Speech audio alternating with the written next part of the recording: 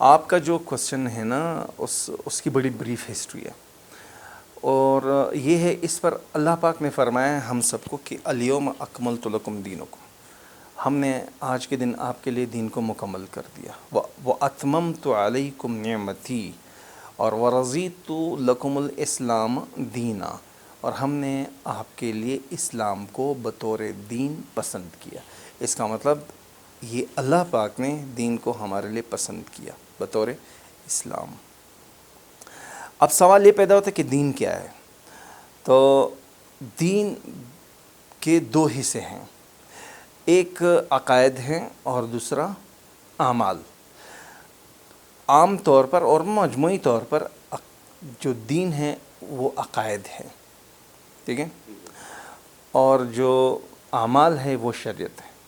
اس کا مطلب یہی ہوا کہ حضرت آدم علیہ السلام سے لے کر رسول اللہ صلی اللہ علیہ وسلم تک دین ایک ہی ہے، تو اس کا مطلب آدم علیہ السلام سے لے کر آپ علیہ السلام تک عقائد بھی ایک جیسے ہیں، لیکن اعمال الگ تھے، اس کا مطلب شریعت الگ ہے۔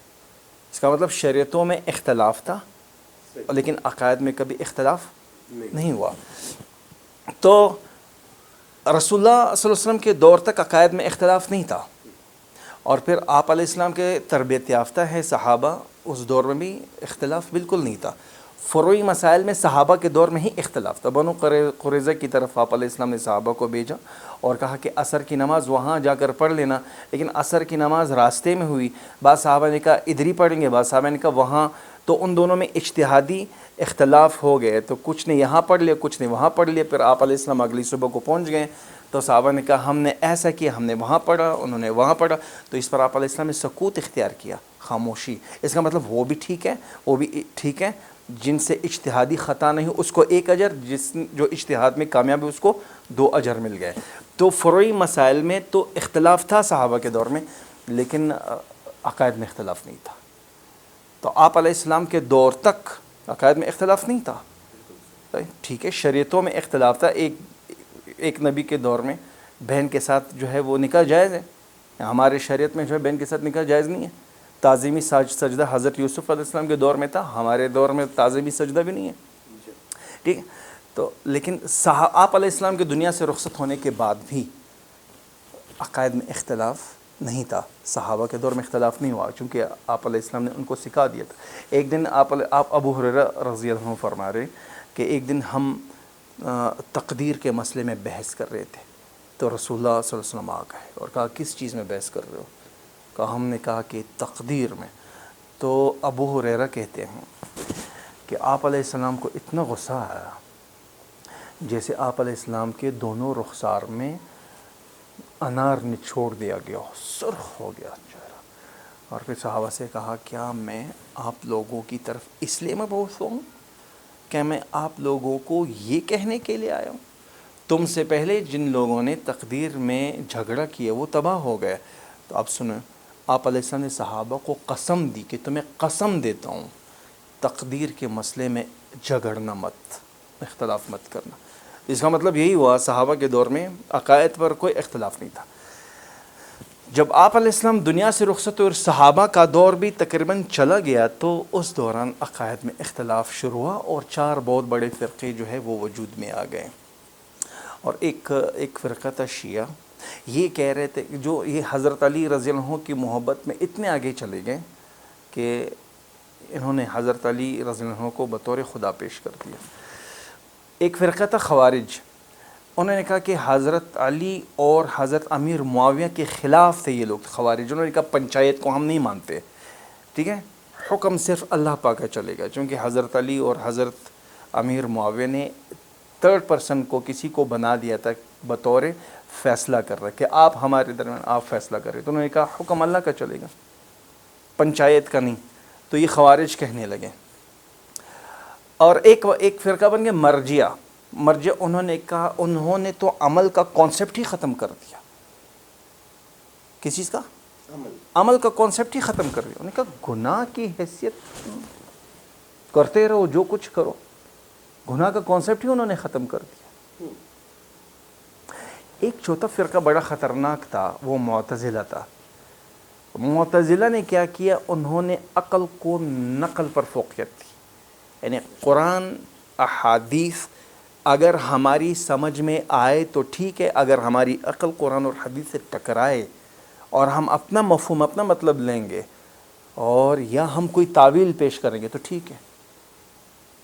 مطلب جو چیز ہماری عقل میں نہیں آئے، مطلب قرآن کو میں پڑھ رہا ہوں، میری عقل میں نہیں آیا، میں نہیں سمجھا، تو میں نہیں مانوں گا. یہ معتزلہ فرقہ. اور انہوں نے سب سے پہلے اللہ پاک کی صفات میں جھگڑا کرنا سٹارٹ کیا، اور اللہ پاک کی صفات میں جھگڑا کرتے کرتے وہ سب سے پہلے انہوں نے قرآن میں جو ہے جھگڑا کر دیا کہ کیا قرآن پاک اللہ پاک کی صفت ہے، قدیم ہے یا نہیں. تو اس پر پھر امام احمد بن حنبل کا جھگڑا وہ انہوں درمیان میں آ گئے. انہوں نے کہا قرآن مخلوق نہیں ہے، صفت کلام ہے، اور صفت بھی اللہ پاک کی صفت قدیم ہی ہوتی ہے، حادث نہیں ہوتی. تو اس پر ہارون رشید کا جو بیٹا تھا وہ بڑا فلسفی تھا، مامون رشید، اور اس دور کے بڑے بڑے یونان کے فلاسفر کا ترجمہ انہوں نے کروایا تھا. تو وہ بھی معتزلہ سے متاثر ہی ہو گیا تھا، اور متاثر ہونے کے بعد وہ بھی انہی کی طرف آ گیا تھا. لیکن چونکہ عقل یہ نہیں تھی کہ امام احمد بن حنبل مکمل طور پر دلائل اس کے سامنے پیش کر دیں، انہوں نے کہا قرآن مخلوق نہیں ہے. اب اس پر بہت بڑی ڈیٹیل ہے.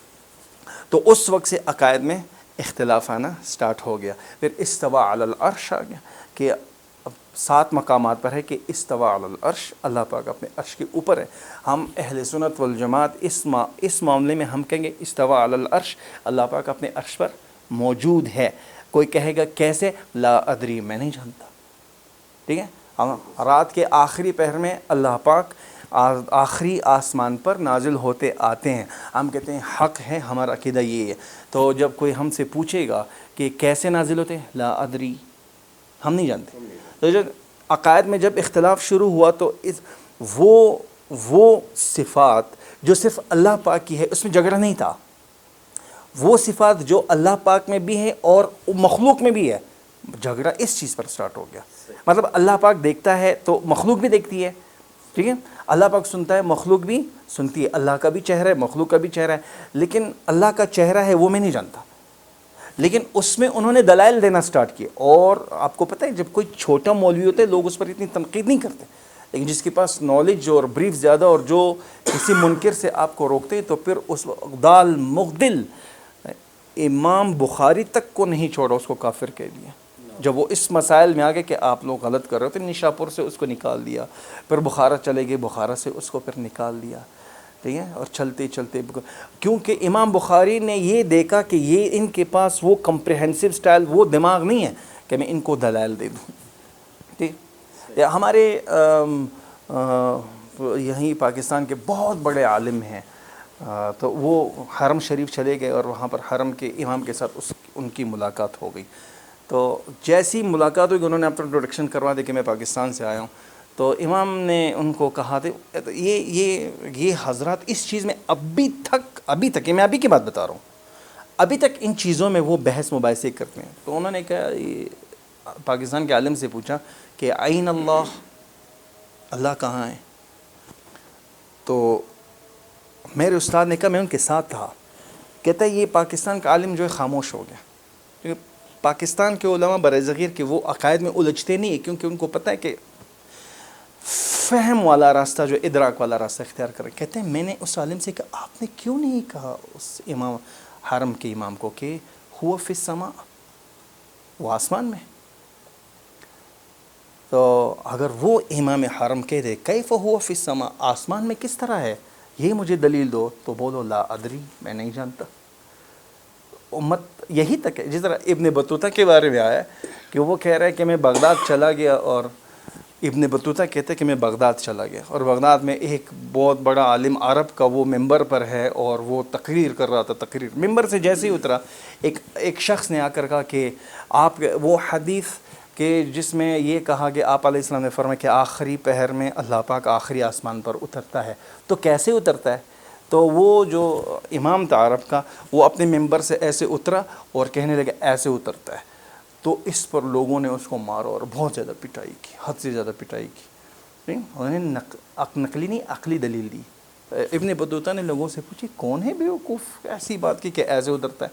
تو انہوں نے کہا یہ ابن تیمیہ، تو اس وقت ابن تیمیہ جو ہے اس چیز کے خلاف تھے کہ آپ ان چیزوں میں جو ہے آپ نے الجھنا نہیں ہے. تو اب بھی امت، یہ اس ویورز کو میں یہ بتا رہا ہوں کہ آپ لوگ یہ کہتے ہیں کہ ہمیں نالج حاصل کرنی ہے، کہ نالج سب سے پہلے اس امت کو، وہ جو بڑے بڑے مسائل میں بحث مباحثے کرتے، سب سے پہلے اپنے عقائد کو، اب اگر یہ کوئی یہ کہ استوا علی العرش کا کیا مطلب ہے، تو میں آپ کے چینل کی توسط سے، کیونکہ اللہ پاک اپنے عرش پر موجود ہے. اب اگر کوئی یہ کہے کہ عرش کے اوپر اللہ پاک ٹچ ہے یوں، تو اس کا مطلب اس نے اللہ پاک کے لیے مکان تجویز کیا، اور اللہ پاک لا مکان ہے، مسجد اللہ پاک کا گھر ہے، تو آپ نے اللہ پاک کے لیے مکان تجویز کیا. آپ مکان نہیں بنائیں گے، ٹھیک ہے؟ آپ مکان، اللہ پاک عرش کے اوپر ہے، کیسے ہیں یہ صرف اور صرف بولو میں نہیں جانتا. لا ادری کا مطلب یہ میں نہیں جانتا. موطا امام مالک کی اتنی بڑی کتاب ہے، اس میں یہ اجتہاد اور استنباط یعنی انہوں نے وہ والے مسائل بھی داخل کر دے کہ آخری 500 سال آگے دے کر امت کتنی کمزور، کس کس چیز میں الجھیں گے. تو انہوں نے کہا ارأیتا، کیا بولتے ہیں لوگ. اب مسئلہ پیش نہیں آیا، مثال ایک مسئلہ 2035 میں پیش آنے والا ہے، لیکن وہ ابھی سے کہیں گے کہ ارأیتا، جب لوگ کہیں گے اس بارے میں بتاؤ، تو جواب ابھی سے. اس پر جو ہے یہ لوگ ان کے ساتھ الجھنے لگے کہ وہ مسئلہ جو ابھی تک پیش نہیں ہوا آپ کیوں کر رہے ہیں. یہ ہے اجتہاد، اور اس سے اجتہاد اور استنباط کا تعلق وہ صرف علماء کے ساتھ ہے، ایک عام شخص کے ساتھ نہیں ہے. تو یہ جو بار بار میں کہہ رہا ہوں کہ صرف اور صرف یہ نہیں کہ کون سی تفسیر پر کون سی تفسیر، فاسأل بہ خبیرہ، کہ جاننے والے کے پاس جاؤ، اور اس کے پاس جائے بغیر آپ نہ عقائد سیکھ سکتے ہیں، نہ اپنے ایمان کی حفاظت آپ کر سکتے ہیں، اور نہ مطلب دو سے. آپ علیہ السلام نے فرمایا کہ ایک وقت آئے گا صبح لوگ مسلمانوں کے شام کو کافر ہوں گے، اور شام کو مسلمانوں کے صبح کافر ہو جائیں گے.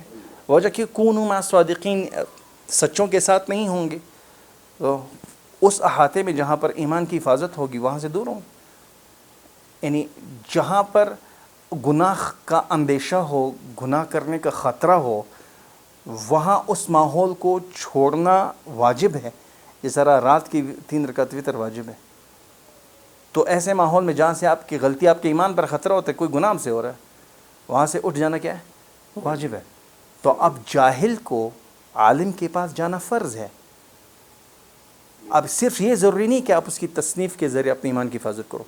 وہاں پر بہت اشکالات پیدا ہو، بڑے بڑے علماء کو اشکالات. ابھی میں نے انور شاہ کشمیری رحمۃ اللہ علیہ کا بتایا کہ ایک کتاب پڑھ لیتا 30 سال کے لیے کافی، وہ بھی اشکالات میں پھنس جاتے، تو رجوع کس کی طرف کر؟ علماء ہی کی طرف کرتے.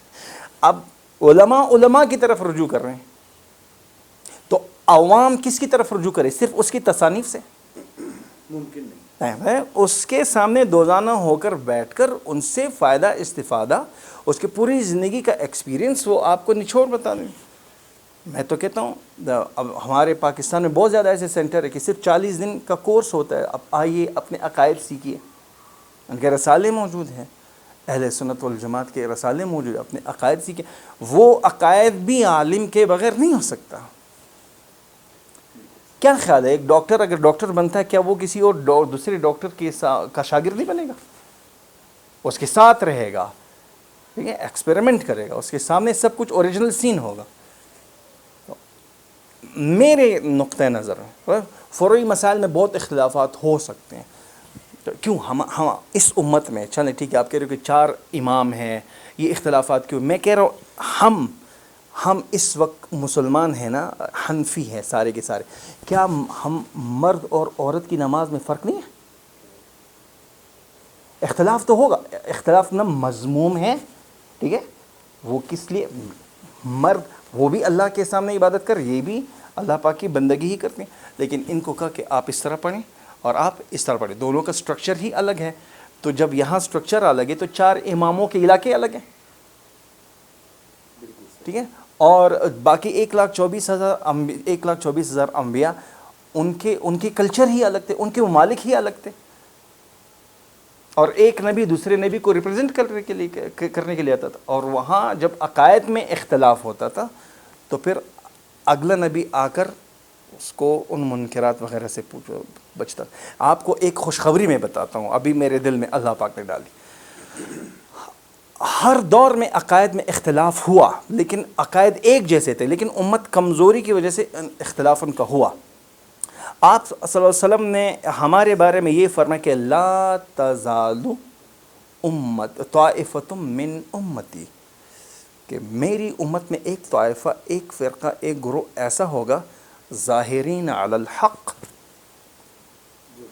جو حق پر ہوگا. جتنے بھی ضال مضل، جتنے بھی باطل اپنے بطلان کے ساتھ وار کرتے رہیں، لیکن اس کو ناکام نہیں کر پائیں گے.